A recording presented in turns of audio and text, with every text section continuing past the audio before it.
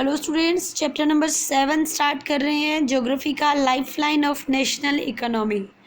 इससे पहले हमने मैन्युफैक्चरिंग इंडस्ट्रीज़ के बारे में पढ़ा था चैप्टर नंबर 6 में, और उसमें हमने देखा था कि जितनी ज़्यादा इंडस्ट्रीज़ मैन्युफैक्चरिंग की हैं हमारे यहाँ, उतनी ज़्यादा डेवलपमेंट हमारी होती है। ठीक है, अब कहने को तो हम बोल सकते हैं कि क्योंकि मैन्युफैक्चरिंग इंडस्ट्री हमारी लाइफलाइन है, ऐसा नहीं है। लाइफलाइन ऑफ नेशनल इकोनॉमी कौन है, ये हम एक एग्जांपल के थ्रू देखते हैं। ठीक है, होता ये है कि आप ये समझिए कि हमें डिफरेंट मटेरियल्स और सर्विसेज की ज़रूरत पड़ती है अपनी डेली लाइफ में।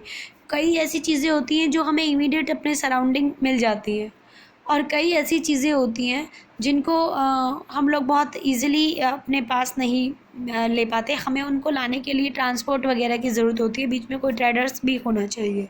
जैसे अगर हम कहते हैं कि हमें शर्ट लेनी है, या हमें पैंट लेनी है, या हमें कोई भी फैब्रिक लेना है, तो हम डायरेक्ट शुगर में उसमें हम डायरेक्ट कॉटन मिल में नहीं जाते हैं ना। हम क्या करते हैं, क्योंकि हमें रिक्वायरमेंट होती है, क्योंकि कंज्यूमर जो है उसको रिक्वायरमेंट है, तो वो क्या करेगा, ट्रेडर्स के पास जाएगा। ट्रेडर्स कहाँ से वो सामान लाता है, सप्लायर से। ठीक है, ट्रेडर्स मतलब एक तरह से आप कह सकते हो कि हम ट्रेडर्स में ट्रांसपोर्ट को लेकर चलते हैं। कैसे, अब कोई भी अगर फैक्ट्री में, इंडस्ट्री में कोई चीज़ बन रही है, तो एक उसके लिए कौन होता है, कंज्यूमर, जिसको उसकी ज़रूरत है। एक उसके लिए होता है प्रोड्यूसर, जो उसे बना रहा है। और कंज्यूमर तक वो डायरेक्ट नहीं जाती, बल्कि किसके थ्रू जाती है, थ्रू ट्रेडर्स जाती है। ट्रेडर्स के पास पहले आती है, उसके बाद वो कंज्यूमर के पास जाती है। आप एग्ज़ाम्पल ले सकते हो अपनी उसमें, जैसे मैंने आपको बताया था कि अगर मान लीजिए हमें चाहिए, हम एक एग्ज़ाम्पल लेते हैं कि हमें कॉटन की एक बढ़िया सी शर्ट चाहिए। तो अगर हमें शर्ट चाहिए तो हम कहाँ जाएंगे, हम क्या डायरेक्ट टेक्सटाइल की फैक्ट्री में जाकर कहेंगे कि हमें एक कॉटन की शर्ट दे दो? नहीं ना।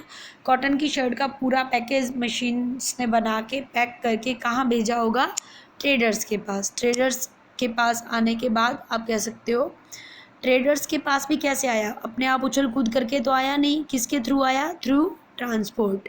तो जो प्रोड्यूसर ने माल को सप्लाई करना है, भेजना है, या जो उसने तैयार किया, वो ट्रेडर्स के ट्रांसपोर्ट के through, with the help of transport, traders क्या कर रहे हैं, with the help of transport उस सामान की जो डिमांड है उसको पूरा कर रहे हैं, यानी कंज्यूमर को वो चीज़ दे रहे हैं।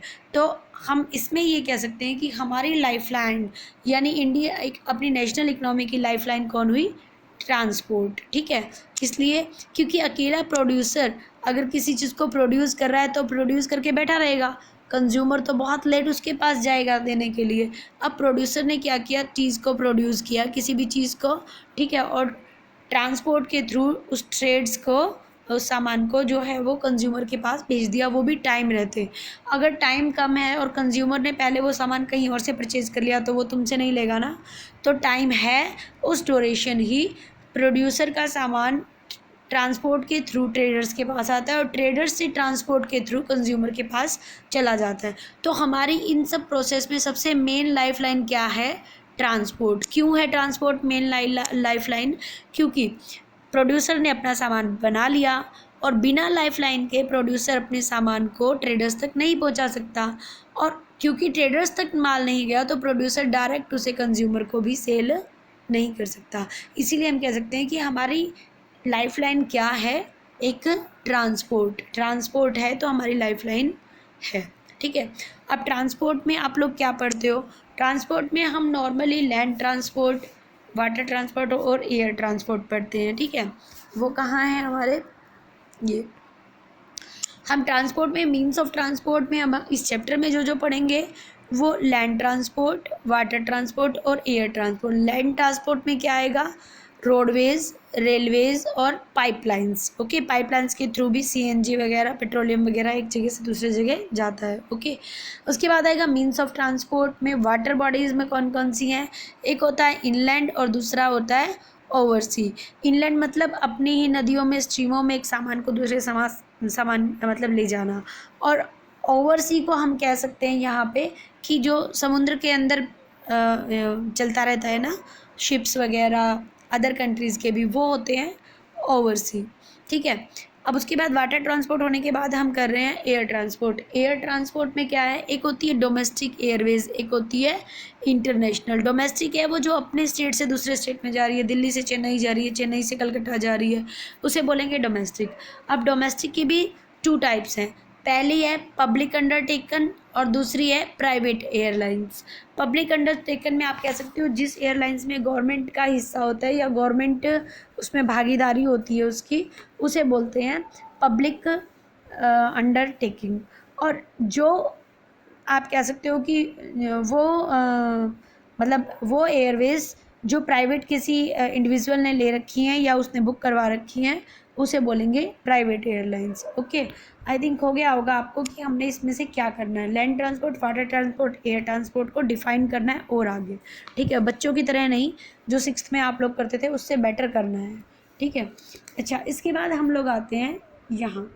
होता क्या है कि कम्युनिकेशन, ट्रेड और ट्रांसपोर्ट तीनों एक दूसरे से क्या है, इंटरलिंक्ड है। कैसे इंटरलिंक्ड है?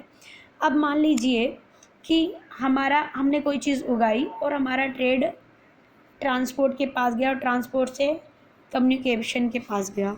अब हमने जो चीज़ उगाई थी वो हम डायरेक्ट तो जाकर घर घर नहीं बांट सकते थे, हमने एक ट्रांसपोर्ट मंगाया और उसे कहाँ भेजा, जहाँ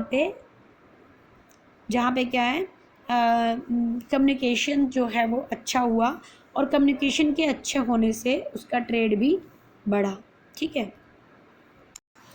अब हम इसको इस तरह भी समझ सकते हैं कि जब ट्रांसपोर्ट और कम्युनिकेशन आपस में मिक्स हो गए, ठीक है, जब इन दोनों ने अपनी बातें शुरू की और ट्रांसपोर्ट और कम्युनिकेशन आपस में क्या हो गए, मिक्स हो गए, यानी दोनों के एक दूसरे के साथ इंटरडिपेंड होने से फिर क्या हुआ, ट्रेड को बढ़ावा मिला।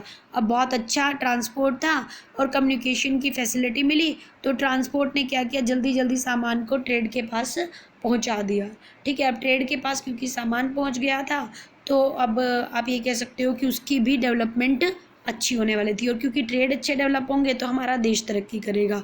तो हम ये कह सकते हैं कि कम्युनिकेशन और ट्रांसपोर्ट आपस में मिलकर ट्रेड को इंक्रीज़ कर देते हैं, ठीक है। और ट्रेड क्या होता है, ट्रेड अच्छा होता है तभी हमारी इकोनॉमी हम ये कह सकते हैं कि स्ट्रॉन्ग होती है, हमारा देश डेवलपमेंट कर रखा होता है, ठीक है। तो development in science and technology expanded trade and communication, जो आप ऐसा कह सकते हो कि डेवलपमेंट क्या है, साइंस और टेक्नोलॉजी,